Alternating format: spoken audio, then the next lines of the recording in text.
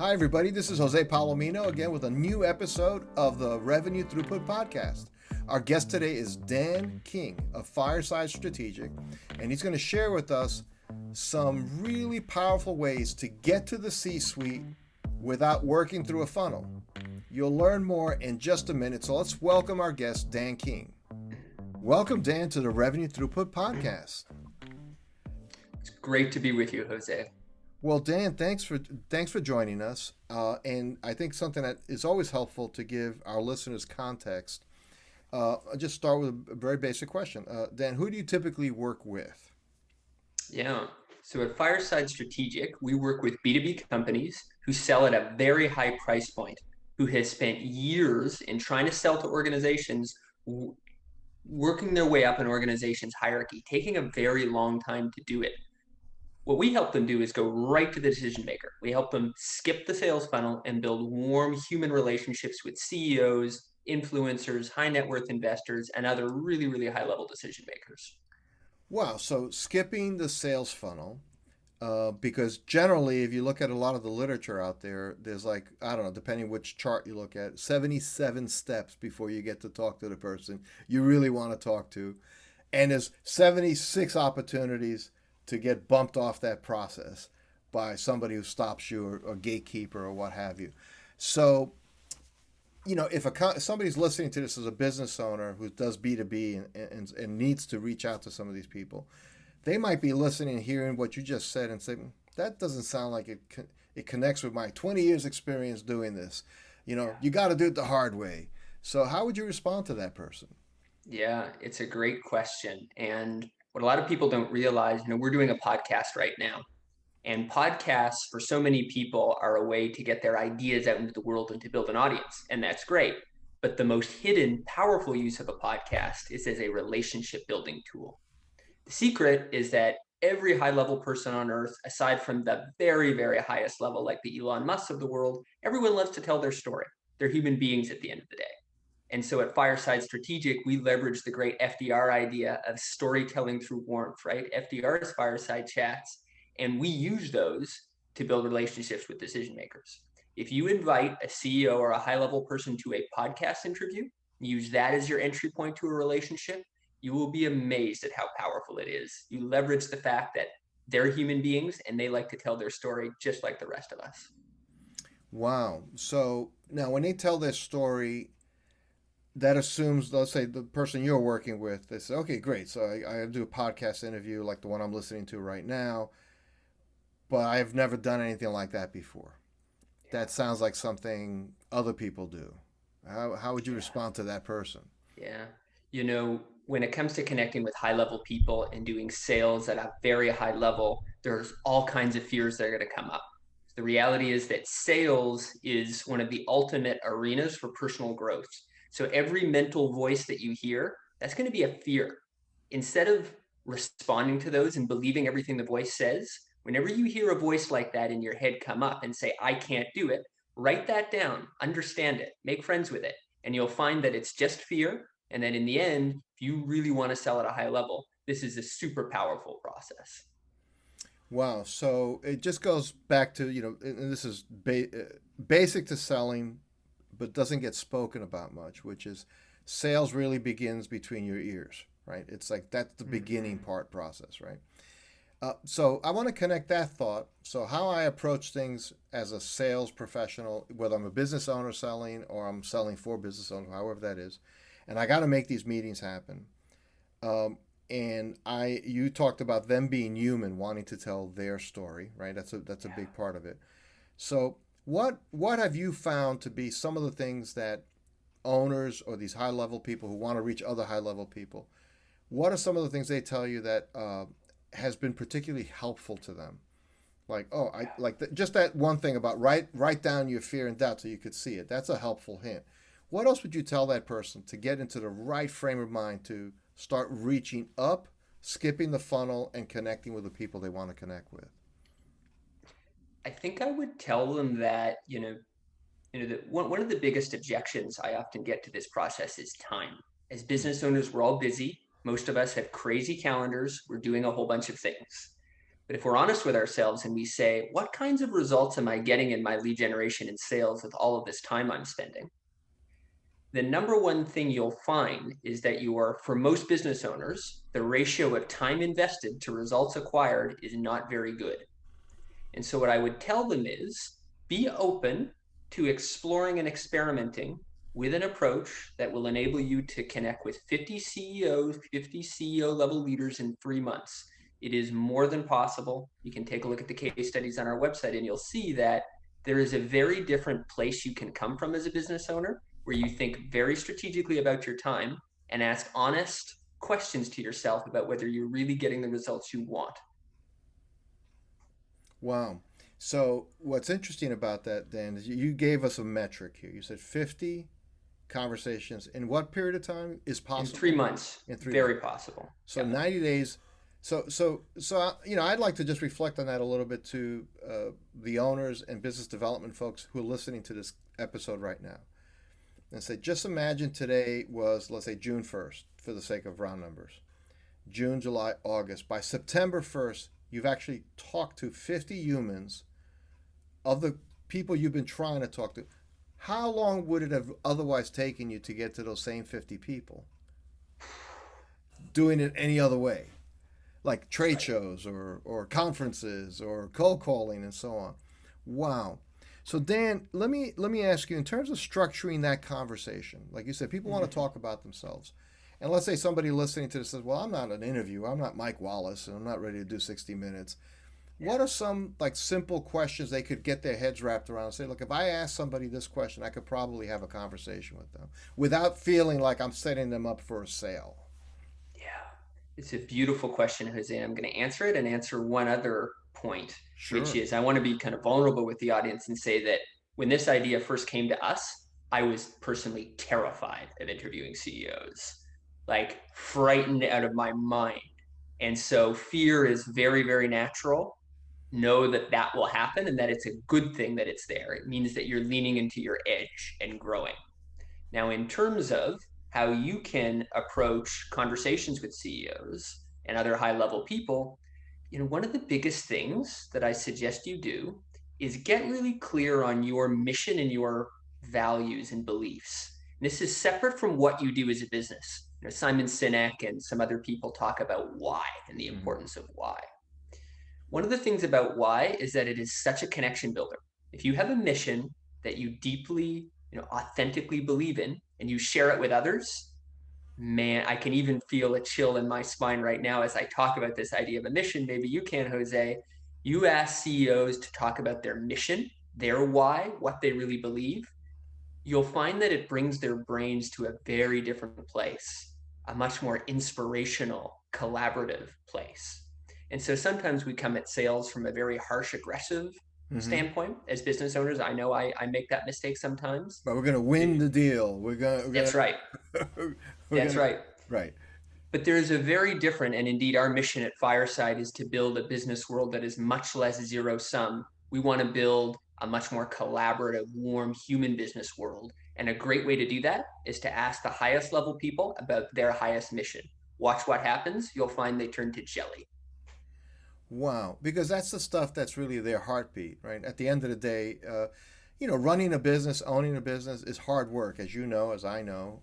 It's a lot of work. It's hard. So you only do it because something is driving you. It could be material things. You have a good business, you want to make money, you need to make a living. We all got to eat. But very often people choose to be in the context that satisfies some other part of themselves, right? So like that, it's they're creative, they're engineers, they're whatever they are. And so you're saying go at it from that human perspective. So what if somebody listening to this saying, well, you almost had me at hello there, but that feels a lot like that feels very touchy feely, and I'm not like the touchy Mm, feely guy. We're like we make steel parts and yeah. that. How do you help somebody kind of Yeah. navigate that without feeling like they're committing to an out of body experience?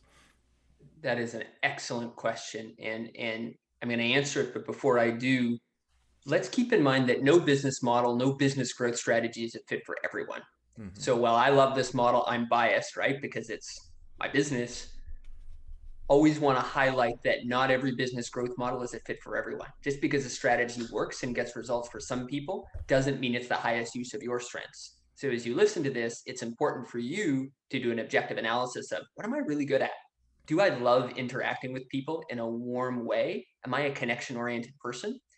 If not, probably isn't the best fit for you, right? I'll own that. This model, like any other business growth strategy, is not a fit for everyone. That said, I will say that there's a tremendous opportunity, and I speak to you as a former corporate lawyer. We are not exactly known for being touchy-feely people. There is a tremendous opportunity to use a process like this to get in touch with your own emotions and those of others. And you will find, yes, as business people, especially as men, we like to be tough, right? But you will find that when you can really bond and connect with people in an emotional way, it can do wonders for your sales and how you feel about your business. It can lead you to approach your business from a place of lightness and alignment. If you feel emotionally aligned with the people that you work with, your customers, it's going to be very powerful. It's going to be strategic, and it's going to change the way you feel about your business. So often, if you, again, hear that voice in your head saying, I'm not touchy feely, well, again, I would encourage you to reflect and say that that could be a growth edge for you to lean into. Wow. So what I love about this, Stan, is the application of this is it applies to any human contact, right? So let's say I'm hiring a salesperson to work for me. What's your vision and aspirations for your career and your plans, over the next 10 years? Why wouldn't I want to know that? So much of that interview usually is like, what did you do in the last two jobs you had? What kind of numbers? What was your close rate? Where did you rank? How would you tackle this sales problem? And yes, there are technical skills that they have to reveal whether they can do the job or not. But by asking them a more aspirational, higher level question, I think you'll learn a lot more about what really makes them tick, how you can help manage them and lead them and support them. I mean, it just seems like it makes a lot of sense, Dan. So I think there's a lot of wisdom in what you just shared with our audience. Thank you. And I think the reality is, in business, there's so many reasons not to be honest. We hire someone. Are we really going to be honest with them? Most people aren't.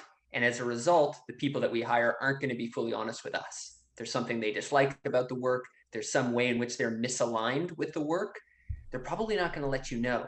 And the more that we can create a space for honest, genuine human engagement, the more we approach business from a very, very different place. And that's a huge part of our mission.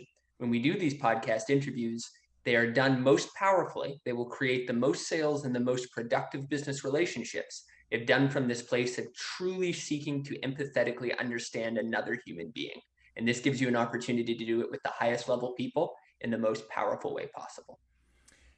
So Dan, one thing, and I've heard this before. I've had clients who've in the past have tried some sort of podcast strategy, and he said, "Gee, I did 150 podcast interviews, and I didn't get any business from them." Right? So clearly, there's a way of doing it, and I watched the recordings, and they were executed, competently. There was no problem with how the interview was tackled.